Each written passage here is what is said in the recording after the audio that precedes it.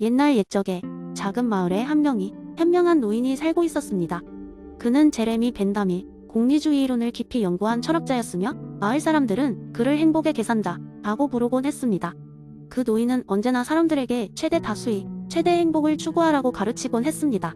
하지만 마을 사람들은 이것이 무엇을 의미하는지 어떻게 실천할 수 있는지를 감 잡지 못했습니다. 어느 날 마을에 예상치 못한 사건이 발생했습니다. 마을 중앙에 위치한 사과나무 한 그루가 거대한 폭풍에 의해 뿌리가 드러나면서 쓰러졌습니다. 그 나무는 마을의 상징과도 같았으며 해마다 많은 양의 사과를 수확하여 마을 사람들에게 큰 기쁨을 주었습니다. 나무가 쓰러졌다는 소식에 마을 사람들은 슬퍼하며 이제 어떻게 해야 할지 갈팡질팡했습니다. 노인은 이 사건을 공리주의의 실천 기회로 삼기로 했습니다. 그는 마을 사람들을 모아놓고 이렇게 말했습니다. 사람들이여, 이제는 이 쓰러진 나무를 어떻게 처리할지 결정해야 합니다. 이 결정을 통해 우리는 최대 다수의 최대 행복을 실현할 수 있을 것입니다. 노인은 마을의 대장장이, 농부, 제빵사 등 여러 사람들에게 그들의 의견을 묻기 시작했습니다. 대장장이는 나무로 농기구를 만들면 더 많은 작물을 수확할 수 있어 좋겠다고 제안했습니다. 농부는 나무의 일부를 말뚝으로 사용하여 주변 아주로 밭을 보호하면 좋겠다고 했습니다. 제빵사는 나무로 장작을 만들어 겨울 동안 빵을 더 많이 구울 수 있다고 주장했습니다. 모두의 의견을 들은 노인은 심사숙고한 끝에 나무를 잘게 쪼개어 마을 각 곳에 고르게 분배하기로 결정했습니다. 대장장이는 농기구 제작에 필요한 부분을, 농부는 말뚝으로 사용하기 위한 부분을, 제빵사는 장작으로 사용할 나무를 각각 가져갔습니다. 심지어 일부 나무는 마을의 어린이들이 장난감으로 사용할 수 있도록 주었습니다. 이 결정을 통해 마을 사람들은 더 가지각색의 방식으로 행복을 누릴 수 있었고 노인의 결심을 이해할 수 있었습니다. 한 사람의 최선이 아닌 모두의 행복을 극대화하는 것이었다고 말이죠. 다 같이 협력하여 추운 겨울도 무사히 넘길 수 있었고 풍부한 수확 계절이 돌아왔을 때엔 누구도 부족함을 느끼지 않았습니다. 그 후 마을 사람들은 서로 배려하고 협력하는 법을 배우게 되었고 노인의 지혜를 경이롭게 여겼습니다. 그리고 그들은 항상 행동의 결과가 가장 많은 이들에게 가장 큰 행복을 주는지를 먼저 생각하는 법을 익혔습니다. 그 결과 그들은 벤담의 공리주의를 실천하며 오늘날까지도 평화롭고 행복한 마을로 남아 있을 수 있었습니다. 이리하여 노인의 이야기와 그의 지혜는 마을의 전설로 남았으며 벤담이 최대 다수의 최대 행복이라는 철학은 대대로 전해내렸습니다. 마을 사람들은 단순히 나무의 재분배를 넘어 삶의 모든 면에서 지혜를 따라가며 정말로 공리주의가 일상의 행복을 증진시킬 수 있다는 것을 몸소 경험했습니다. 두 번째 이야기. 옛날 옛적 어느 조용한 마을에 험블이라는 호기심 많은 소년이 살고 있었습니다. 험블은 세상 모든 것에 대한 의문으로 가득 찬 아이였고 특히 눈에 보이지 않는 것들에 대한 탐구심이 컸습니다. 그가 가장 좋아하던 것은 하늘을 올려다보며 별을 바라보는 것이었지만 그보다는 별들이 왜 그렇게 빛나는지 그리고 어떻게 거기까지 올라가는지에 대한 호기심이 더 컸습니다. 어느 날 험블은 마을 도서관에서 한 권의 두꺼운 철학책을 발견했습니다. 그것은 바로 데이비드 휴미 경험주의 이론에 관한 책이었습니다. 험블은 경험주의라는 단어가 무엇인지 몰랐지만 흥미로운 이야기가 숨어있을 것이라는 기대감에 책을 펼쳤습니다. 그는 곧바로 이해할 수 없는 철학적 용어들에 둘러싸였지만 포기하지 않고 조금씩 읽어나갔습니다. 험블은 휴미의 이야기를 통해 우리가 알고 있는 모든 지식은 감각적 경험에 의해 얻어지는 것이라는 점을 이해하기 시작했습니다. 즉, 눈에 보이지 않는 것들은 우리가 직접 경험하지 않으면 알 수 없다는 것이었습니다. 이를 깨달은 험블은 별들이 왜 빛나는지 이해하려면 경험이 필요하다는 생각에 이르게 되었습니다. 그런데 이걸 어떻게 경험할 수 있을까요? 험블은 고민 끝에 직접 실험을 해보기로 마음먹었습니다. 그는 별을 만지기 위해 밤하늘을 향해 날아오를 수 있는 거대한 연을 만들기 시작했습니다. 마을 사람들은 험블의 시도가 터무니없는 것이라며 비웃었지만 그 누구도 그를 막을 수는 없었습니다. 험블은 우여곡절 끝에 연을 완성하고 어느 맑고 바람이 좋은 날 연을 하늘로 띄우기 시작했습니다.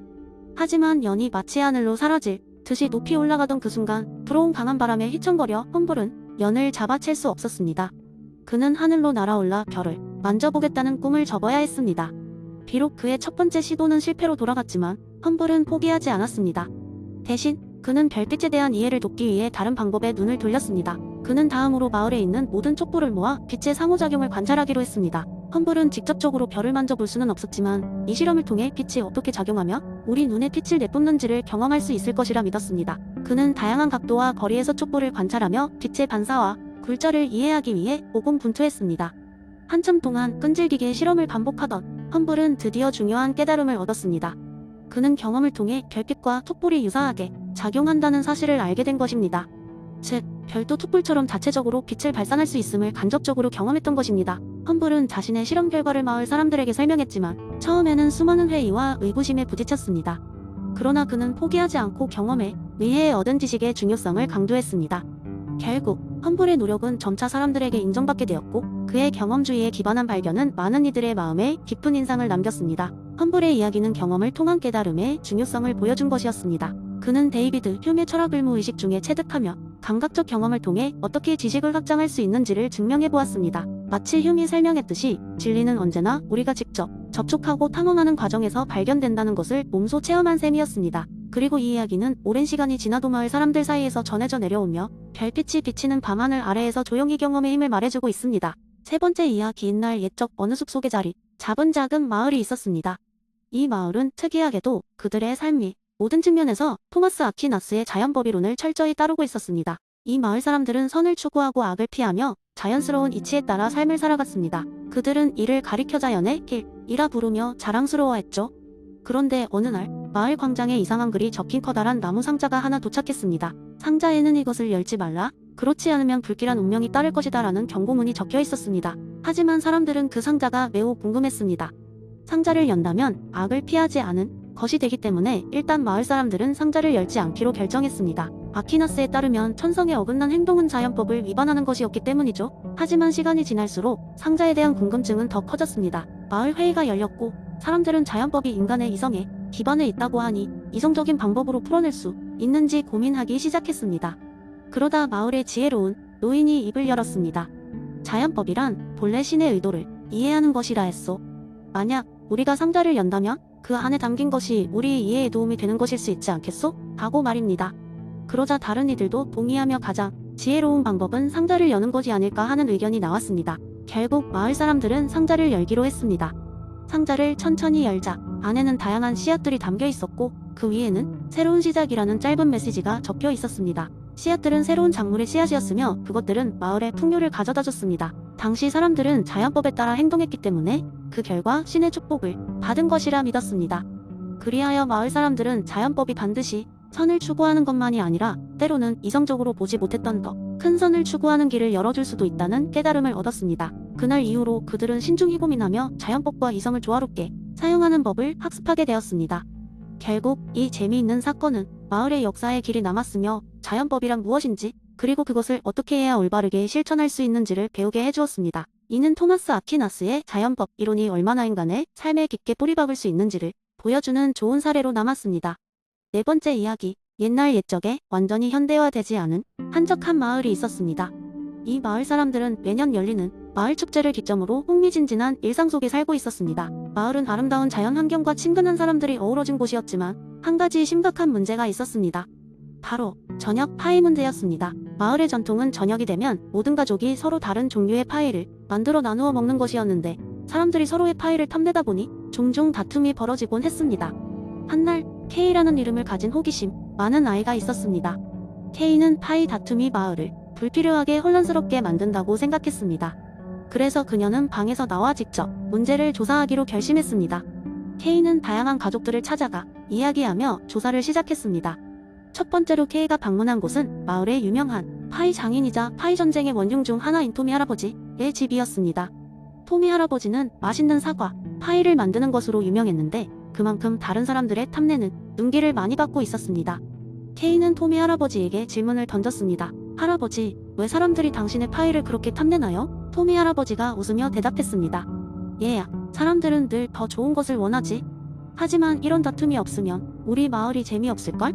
K는 고개를 갸우뚱하며 다른 가족들이 무엇을 생각하는지 보기 위해 길을 나섰습니다.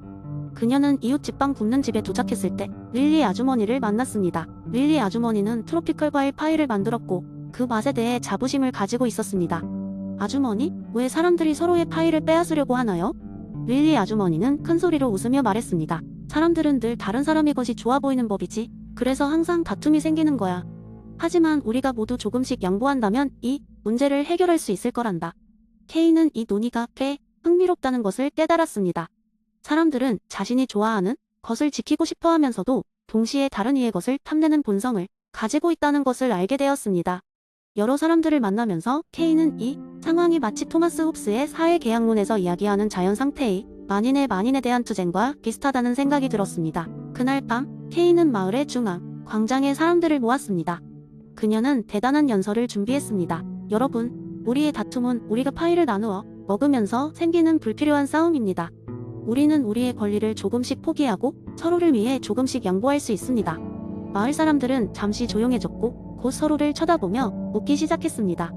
그리고 모두 손을 들고 외쳤습니다. 좋다. 이제 우리는 모두 파이를 나누는 것이 아니라 함께 만드는 것을 해보자. 이렇게 하여 마을 사람들은 서로의 파이를 탐하지 않고 매주 새로운 파이를 함께 만들어 보기로 했습니다. 이로써 마을에는 또 다른 전통이 생겨나게 되었고 사람들은 점점 싸움 대신 협력을 강조하게 되었습니다. 케이는 자신의 작은 아이디어가 큰 변화를 가져왔다며 뿌듯해했습니다. 사람들은 이렇게 마을 공동체의 질서와 안전을 위해 작은 사회계약을 맺게 되었고 그 결과 마을 축제는 더없이 즐거운 시간으로 변하였습니다. 이 이야기는 결국 인간 본성이란 변하지 않지만 그렇기에 또 다른 변화를 도모할 여지도 많다는 재미있는 교훈을 남겼습니다.